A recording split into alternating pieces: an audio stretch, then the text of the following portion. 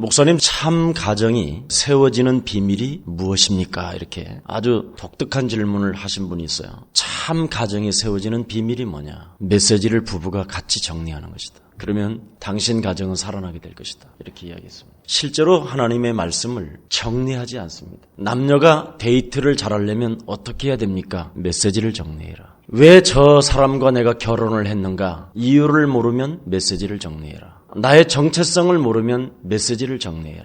그때 하나님이 힘을 주시고 깨닫게 하실 것이다. 이 시편은 기도 응답을 받은 글들로 기록되어 있습니다. 어떻게 했길래 그들은 기도의 응답을 받고 살았을까? 이런 글들이 계속적으로 이렇게 연결되어져 있고요. 또 위협 속에서도 혼돈이 생길 지경이었으나 그때마다 하나님이 주신 은혜를 가지고 살아났음을 기록한 것이 시편의 기록입니다. 메시지를 잘 정리한 거예요.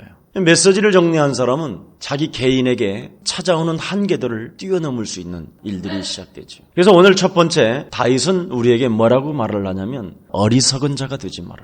창세기 1장에 보면 완벽하게 창조된 아담과 하와가 마귀의 유혹을 받고 넘어지는 것입니다. 오늘 이걸 깨달아야 돼요. 아, 이렇게 사람은 마귀의 유혹을 받고 무너지는구나. 마귀의 유혹을 받고 무너지는 이 시대에 하나님의 말씀이 정리되어지지 아니하면 안 되는구나. 깨달으면 기적이 시작합니다. 하나님의 은혜를 받던 사람들이 네피림 시대를 통과하지 못합니다.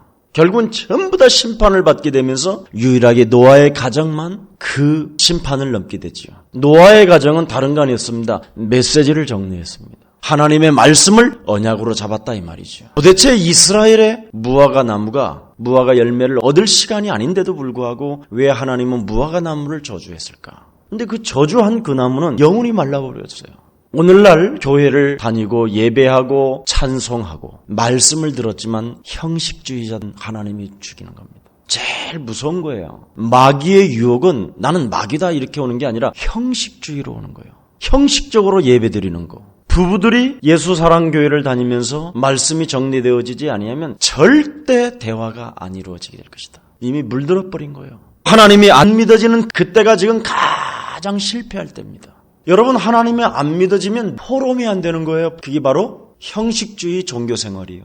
하나님을 믿으면 예배가 성공되어져야 되지 않겠냐. 믿으면 이해하고 용서해야 되지 않겠냐. 그게 안 되어지면서 말로만 하는 것은 하나님을 기분 나쁘게 하는 것이다. 어리석은 자가 되는 것이죠. 자기 스스로 고립되어져 가고 자기 스스로 마귀에게 속아서 유혹을 받게 되는 것이죠. 요셉이 세계복음화의 비전을 받으니까 형들에서부터 애굽에 이르기까지 17년 동안 마귀가 계속 접근합니다. 한 영혼을. 그것을 이길 수 있는 힘이 있어야 되는 거예요. 그게 바로 하나님이 나와 함께 하신다. 함께하는 사람은 시험이 들어도 벌떡벌떡 일어나게 돼 있는데 이게 안 되는 거예요. 결국은 함께하는 비밀을 놓쳐버린 거예요. 함께하는 비밀을 놓치면 실패하는 때라니까 그 시간이. 참 안타까운 일이죠. 여러분이 세계복음화를 붙잡으면 오히려 마귀의 유혹이 더 많아져야 되는 거예요. 평안해졌다. 그건 틀림없이 메시지도 정리하는 사람이 아니고 그건 틀림없이 방황하는 사람이에요. 여러분, 아브라함도 하나님이 안 믿어지는 그때 아내를 누이라고 속였다니까요. 잘 깨달아야 돼요. 하나님이 안 믿어지면 자꾸 핑계와 변명을 늘어놓는다니까. 이런 것을 우리 제자들이 잘 깨닫고요. 속으면 안 돼요. 그런 말에 정확하게 찔러야지. 근데 같이 이제 속아서 같이 넘어지는 사람도 있어요. 여러분, 아담과 하와가 마귀의 유혹을 받았다라는 걸 설명해 줘야 되고요. 노아 시대에 은혜를 받았던 사람들이 네피림 시대를 통과하지 못했다라는 걸 이해해 줘야 돼요. 아브라함도 하나님이 믿어지지 않을 때 그의 아내를 누이라고 속였다. 이게 신앙생.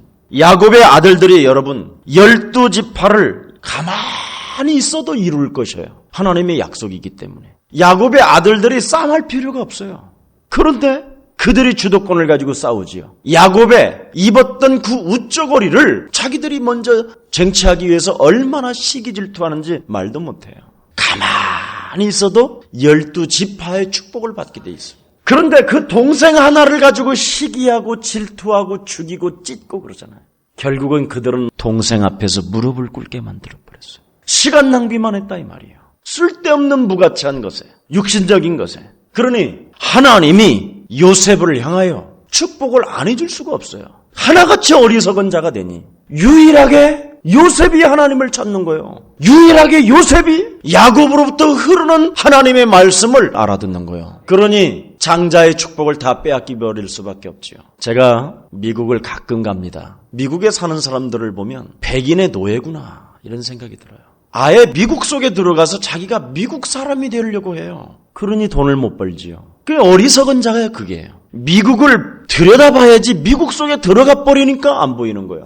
미국 그 속에 들어가 그 문화에 젖는 게 아니라 우리는 언약을 가지고 하나님께서 미국을 왜 보게 하실까? 이렇게 하면 경제 문제까지 다 열려버려요. 이런 지혜를 가지고 있는 사람들이 없어요. 그걸 하나님이 어리석은 자라 이렇게 말을 하는 거예요. 여러분, 이스라엘 백성들은 40년의 광야길 가는 동안 우상 숭배했다니까요. 그래서 육신적인 것 먹고 마시고 입는 거에 대해서는 하나님을 이미 있다고 할 수 없어요. 그거 가지고는 안 된다라는 거예요. 만나와 메추라기를 먹이시고 반석에서 샘물이 나게 하시는데도 우상 숭배한다니까요. 마귀의 유혹을 이길 수가 없어요. 육신 덩어리를 가지고는. 그래서 저희 예수사랑교회 성도님들한테 영적인 세계 속에 그리스도인이 되라. 영적인 눈을 떠라. 이 비밀이 풀려야 돼요.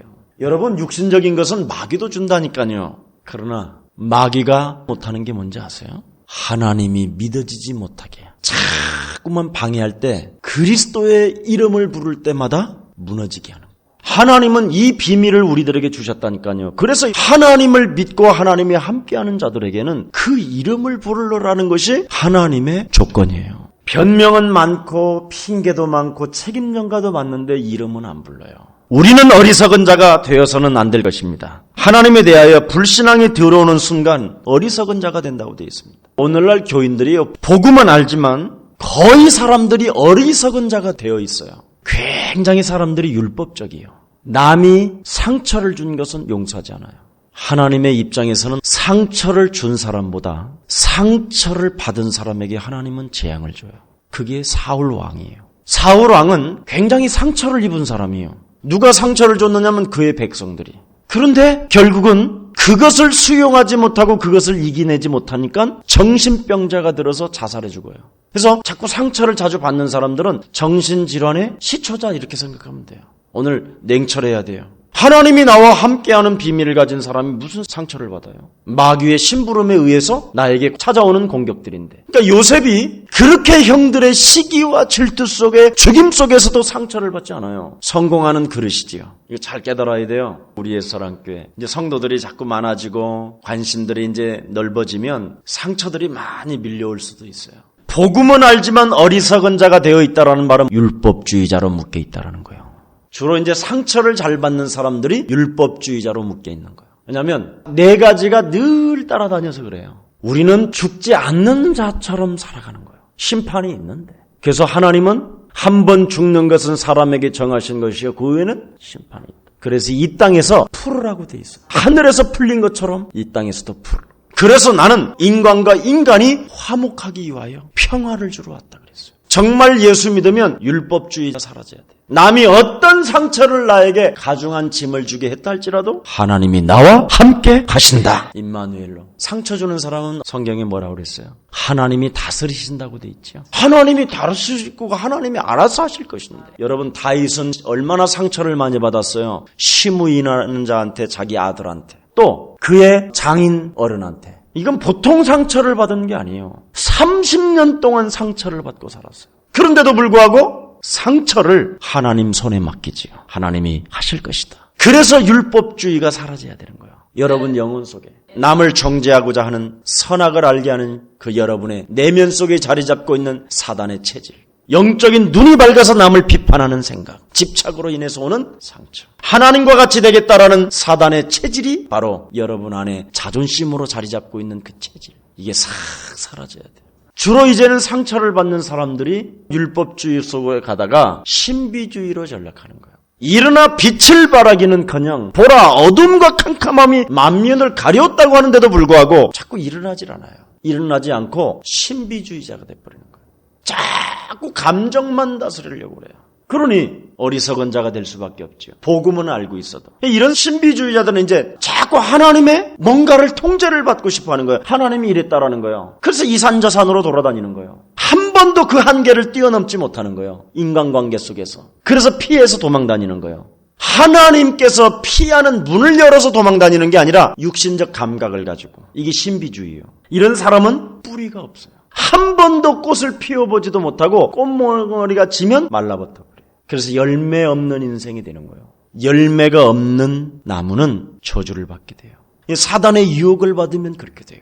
오늘 사단의 유혹에서 벗어나기를 예수 그리스도 이름으로 축복합니다. 그래서 하나님이 없다고 하는 자들이 또 있어요. 악행을 저지르는 자들이지요. 조금 전에는 복음은 알지만 어리석은 자가 되지 마라. 그게 바로 뭐냐면 율법주의와 신비주의를 말했고, 이번에는 하나님이 없다고 하는 자들은 어떤 악행을 저지르느냐? 그게 공산주의예요. 공산주의는 다른 거 아니에요. 하나님이 없다에서부터 출발하는 게 공산주의라니까요. 사회주의. 그 공산주의는 틀림없이 결말이 무너졌잖아요. 70년 만에. 우리나라와 북한은 38선 하나만 이렇게 갈라졌다니까. 서울에서 38선 넘어가려면 1시간밖에 안 걸려요.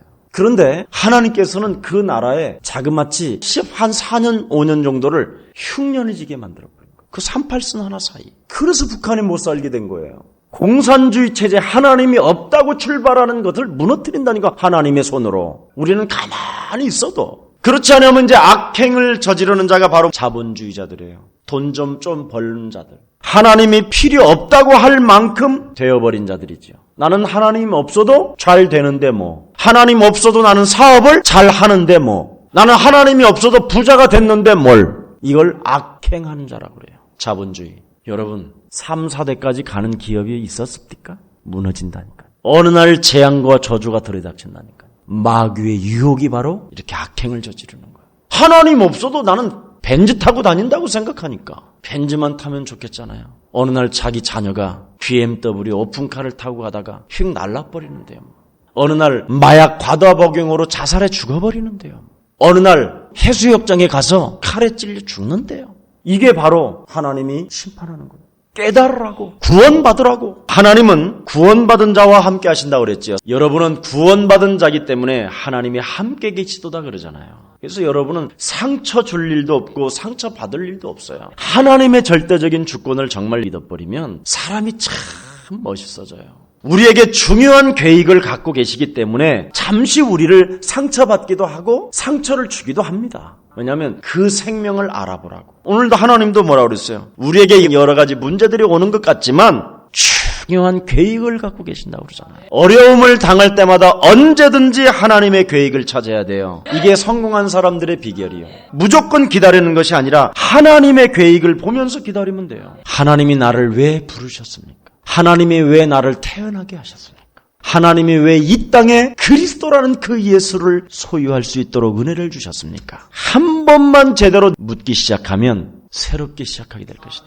여러분, 아브라함이 25년 걸렸어요. 75세의 부름을 받고 육신의 문제는 25년 만에 풀렸어요. 그러나 부름을 받은 25년의 기간은 완벽한 하나님의 계획 속에 보호를 받으면서 장수의 축복까지 받았어요. 그리고는 120살 그 이상을 살 때 우리 아브라함이 계속 누림 속으로 들어가잖아요. 여러분이 마귀의 유혹 속에서 마귀가 있다라는 것이 확인되어질 때까지는, 영적인 눈이 열릴 때까지는 시간이 걸려요. 그래서 빨리 인생 캠프를 시작하려면 마귀의 전략을 빨리 알으라고 제가 이야기했죠. 육신적인 문제가 길은 사람은 마귀를 모르는 사람. 이삭 20년 걸렸어요. 야곱 21년 걸렸어요. 제일 그래도 기간이 단축된 사람이 요셉이요. 17년.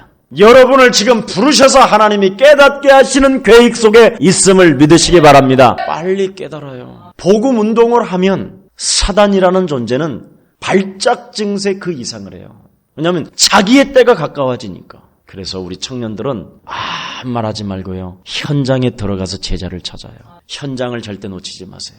현장 없는 그리스도인은, 현장 없는 전도자는 매력이 없어요. 그래서 무조건 하나님의 계획을 기다리는 것이 아니라 나와 함께 하신 그 하나님께 한번 여쭈어봐라 이 말이에요. 나를 향한 하나님의 계획이 무엇입니까? 그러면 전도자들에게는 현장의 문을 여실 것이고, 경제인들에게는 성공한 후에 너에게 찾아오는 여러 가지의 일들을 하나님이 보여주실 것입니다. 열심도 중요하지만 언약 속에서 기다리는 것이 더 중요합니다. 살아남기 위해서 몸부림을 치지 마세요. 살아남기 위해서 몸부림을 치지 말고 하나님 한 분으로 만족함을 깨달으세요. 임마누엘. 살아남기 위해서 무조건 성공을 해야 되겠다, 이런 생각하지 마세요. 많은 목사들이요, 막 성도들 데리고 훈련시키려고 막 돌아다녔어요. 저는 그때 제자들만 따로 세웠어요. 과연 누가 붙어 있을 것이냐, 누가 나와 함께 할 것이냐, 함께 사역할 것이냐. 그 당시에 일어났었던 사람들이 어찌됐든 실수도 할 때도 있고 그들이 넘어질 때도 있지만, 그런 제자들이 지금 일어나기 시작해서 뿌리를 내린 것들입니다. 다른 교회 목사님들은요, 다 무너졌어요. 왜 그러냐면 동기가 달랐기 때문에 그래요. 하나님의 사람이면 돼요, 여러분. 오늘부터 무조건 나는 성공해야 되겠다 이러지 말고 나는 하나님의 사람이 돼야 되겠다. 이게 열매예요. 변화의 역사. 그래서 복음을 빨리 여러분 정말 이해했다면 가장 가치 있는 그 이름이 그리스도구나. 구약의 모든 저주와 가문의 재앙에서 해결되는 게 그리스도구나. 어떤 신앙이 여러분 안에 들어가 있습니까? 자본주의 신앙이 들어갔습니까? 아니면 공산주의 신앙이 들어갔습니까? 아니면 율법주의 신앙이 들어갔느냐? 아니면 신비주의 신앙이 들어갔느냐? 아니면 오직 그리스도만 남았냐? 얘기합니다. 이번에 그 뉴욕에 가는 이유는 우리 김인실 제자가 만난 그동안의 사람들을 함께 만나기를 원하고, 또 이제 뉴욕 지역에 미션홈 세워지기를 원해서 지금 제가 잠시 갔다 오는 것입니다. 저는 우리 예수사랑교회 모든 성도들이 전 세계로 흩어져서 3,000개 미션홈이 세워지기를 축복합니다. 아마 그런 날이 곧 오게 될 것입니다. 기도하겠습니다. 하나님 감사합니다. 어리석은 자가 되지 말기를 하나님의 말씀을 통하여 알아들을 수 있는 은혜를 주시니 감사합니다. 우리 내면 속에 자리 잡고 있는 모든 마귀의 유혹을 떨쳐버리고 하나님의 사람이 되기를 원합니다. 이 시간 성령으로 역사해 주시옵소서. 예수 그리스도의 이름으로 기도합니다.